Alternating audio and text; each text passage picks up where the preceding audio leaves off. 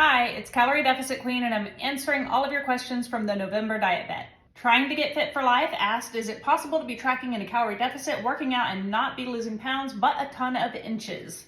So the answer is yes, and the answer is no. When you first start a calorie deficit, you might be eating in a whole new way that your body is not used to, and your body might actually retain extra water because of your new diet.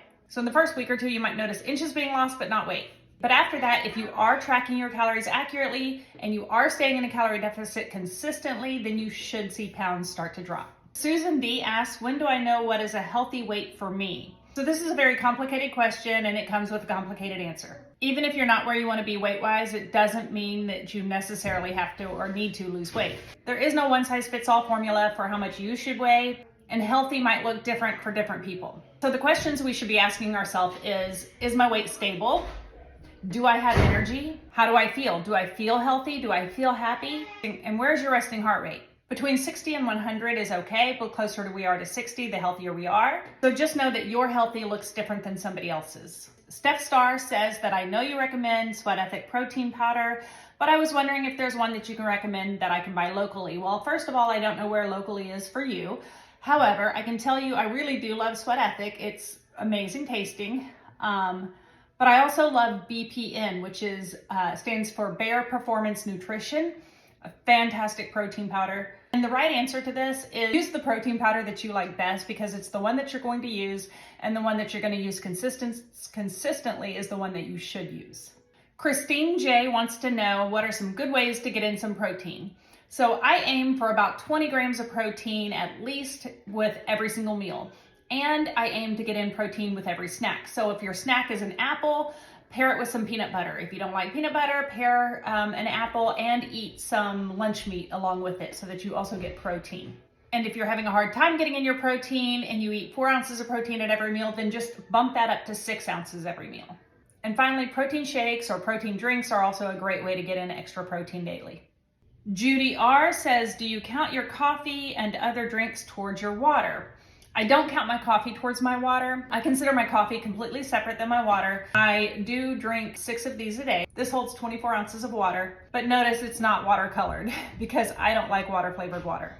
So I do count flavored water as my water because I add Mio. If you want to count iced tea as your water, go for it. Just don't load it full of sugar. Natasha D said, is planning a low-calorie dessert every day a bad habit? I don't think it is a bad habit, especially if you plan. And I love the fact that you said planning a low-calorie dessert instead of just having a dessert. So if you plan it and it fits within your calorie deficit, it fits within your budget, well then go for it, because that's going to help your diet be sustainable for you long-term.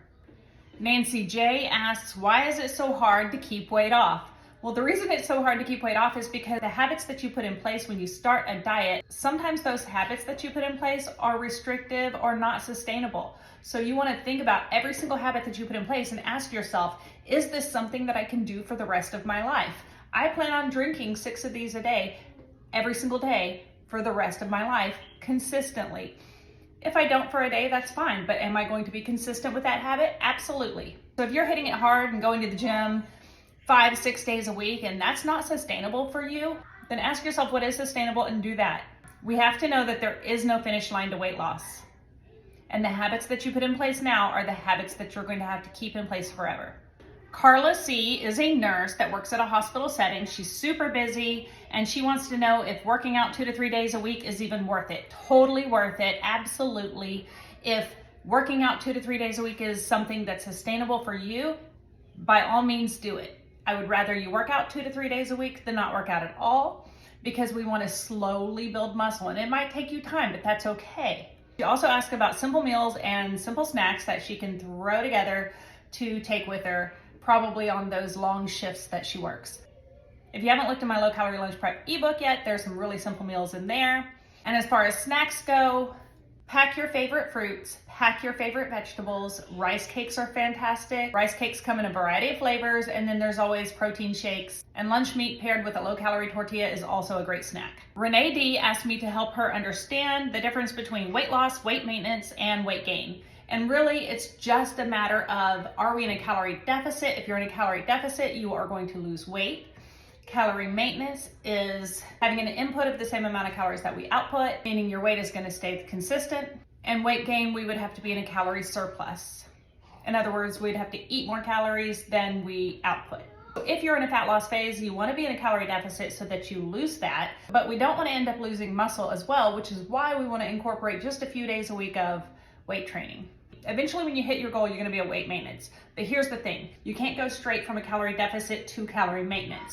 That might be a 500 calorie difference. You cannot go right back up to calorie maintenance because you will see a weight gain. So as slowly as you lose the weight, we have to slowly add back calories once you hit your goal. It might take you 6 months just to add back 200 to 300 calories. And the process is just as slow as it is when you lose weight.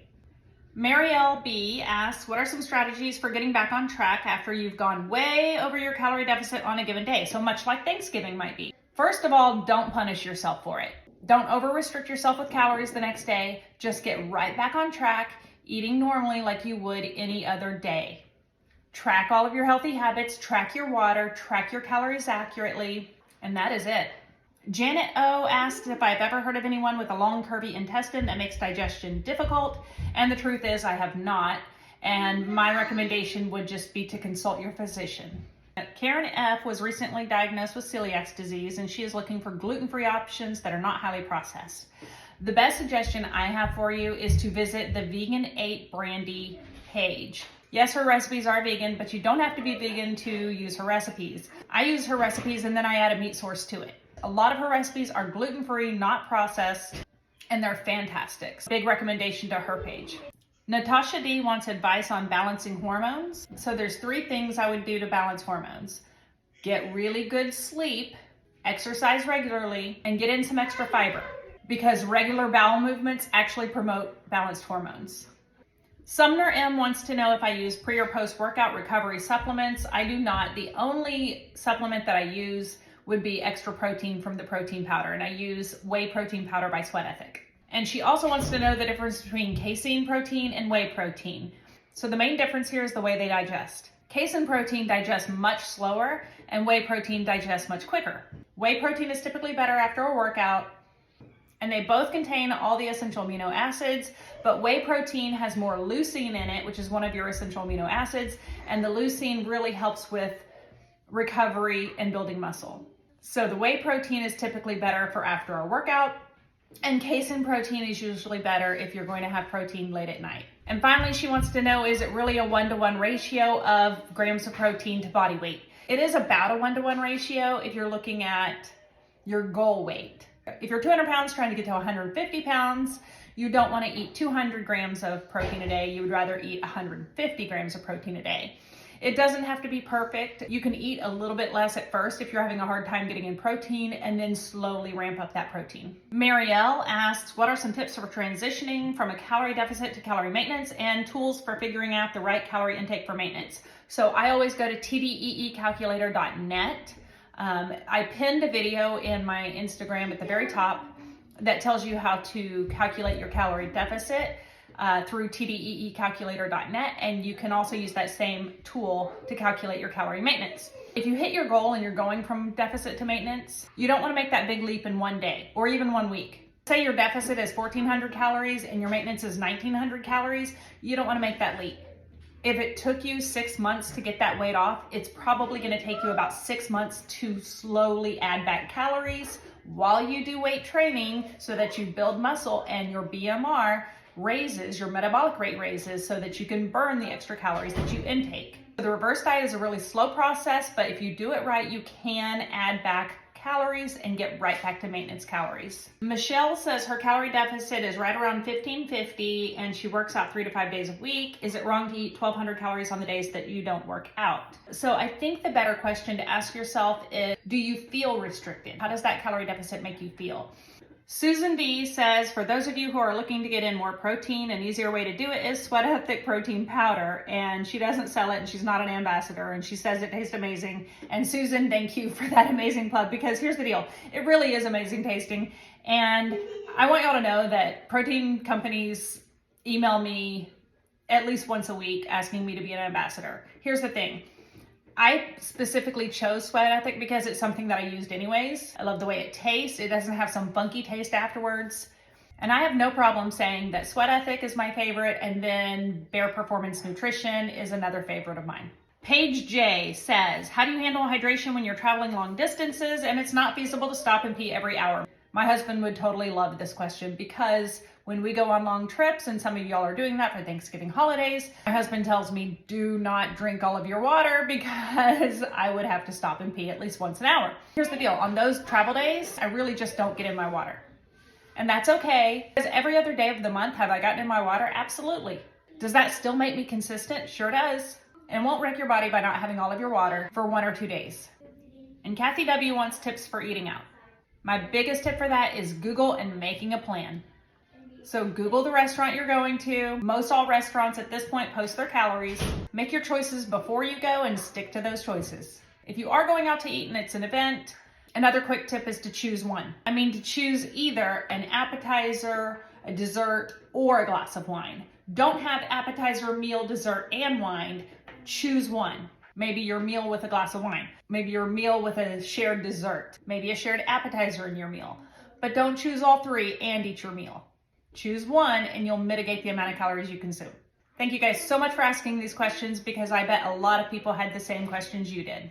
It is Thanksgiving week. Enjoy yourselves, enjoy your family. Remember that Thanksgiving is only one day and get right back to your habits the very next day.